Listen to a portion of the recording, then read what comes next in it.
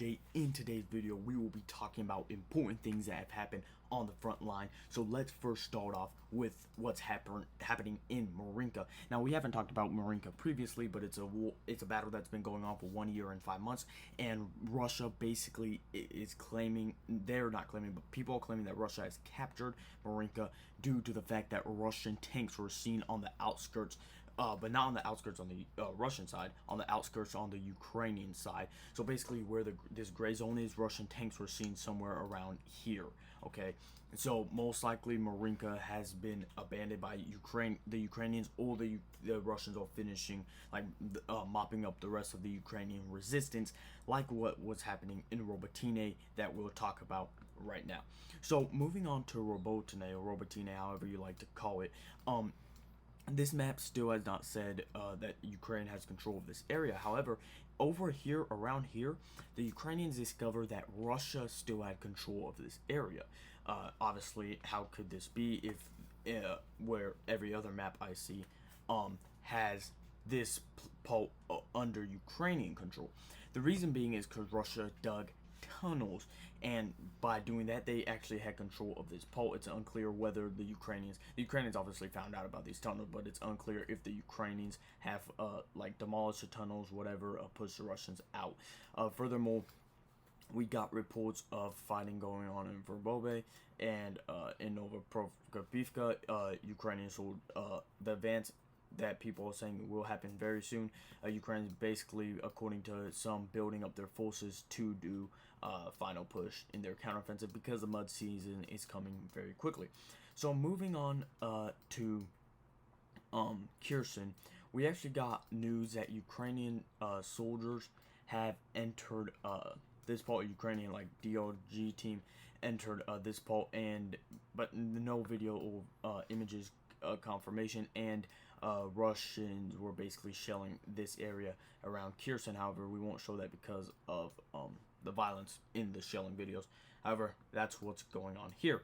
Now, moving on to Donetsk front, around Bachman, we see that, let's go around Bachman.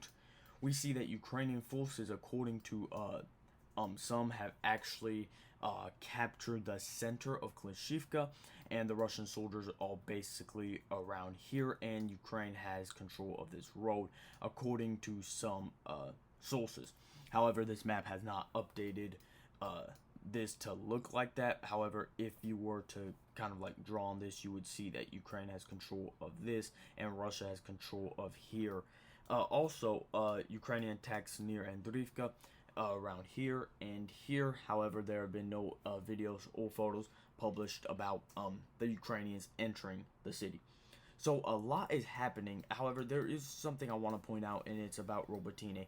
So there's this video that the Ukrainian soldiers posted about how well their command was, and how well their command was doing things and stuff like that, which they did do something similar, and that exact place was Soledar. They did it around Soledar, and then Soledar fell. Okay, so I'm not saying the Ukrainians are going to fail and the Russians are going to push them back. However, there's been intense fighting, and even though Ukraine has said they have breached the first line of defense, and there's images and photos, videos of Ukrainian soldiers recording the Russian dragon teeth, Russia is like giving them a run for their money, and this is all what Ukraine has done around this area during the whole entire 3 months of counteroffensive, and that's very far away from Tokmak, and even further away from Melitopol. We got a U.S. intelligence that said Ukraine would be a few miles outside of Melitopol by the end of this counteroffensive. From my personal opinion, that's very wishful thinking to even say they're going to be a few miles away from, well, not a few miles, but to even say they're going to be at Tokmak by the end of this counteroffensive. This counteroffensive obviously is not living up to the expectations people had for it, and me personally, I do not think there's going to be a successful counteroffensive. In my opinion, the Ukrainians will be lucky to take Novoprovka before the raining season starts, and Verbobe and towns like these. They will be very lucky to take that, in my opinion. I do not think they're going to even get close to Tokmak, and especially not Melitopol. So, in my personal opinion, even though Ukraine is making gains around Klishivka and stuff like that, they are very small gains, and just in my personal opinion, this counteroffensive will end in a Ukrainian defeat.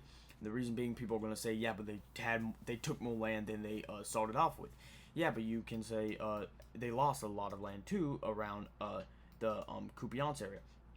Not only that, their goal, if the Ukrainian counteroffensive goal was to take Melitopol, and they don't take Melitopol, I don't care if they're currently battling for Melitopol, they have to put the counteroffensive stops, and then they wait until the next year. Now you can say they're positive counteroffensive, but let's say they stop at one of these towns around here before the counteroffensive stops and it's over. Their objective wasn't complete. They still got very far into Russian lines. However, they're here. Melitopol's here. The likelihood of them actually, with their dubious counteroffensive and them just getting like obliterated in this counteroffensive, not only with manpower but with tanks, I'm not very quick to accept this casualty figure. However, there have been reports of Ukrainians losing over 40,000 men. I believe it was either killed or wounded or just killed in this counteroffensive. Again, I'm not quick to accept that because there's really like no evidence behind that, and the people that said that were pretty pro-Russian. At least this one YouTuber I saw that said that. However, this counteroffensive, everybody knows it's not going well, and Ukraine knows it's not going well. One of the Ukrainian government officials basically told people, I would recommend all critics to shut up. So Ukraine knows it's not going well. So if Ukraine does not reach Melitopol, this counteroffensive is going to be a failure. Even if they take Tokmak, that would be really good for them. But in my opinion, that's just wishful thinking. Unless Ukraine says this, and this is most likely what they're going to pull if this counteroffensive does not reach Melitopol before the raining season stops. The counteroffensive is still going on. We just paused it, and then that's probably okay. Then that's probably what they're going to pull for that to keep their morale up and stuff like that. So that's basically the end of today's update, guys. Make sure you guys like, comment, and subscribe. Again, YouTube, I do not condone violence of any kind. I do not condone or support war of any kind. I'm just reporting about the facts in this war. Thank you. Bye.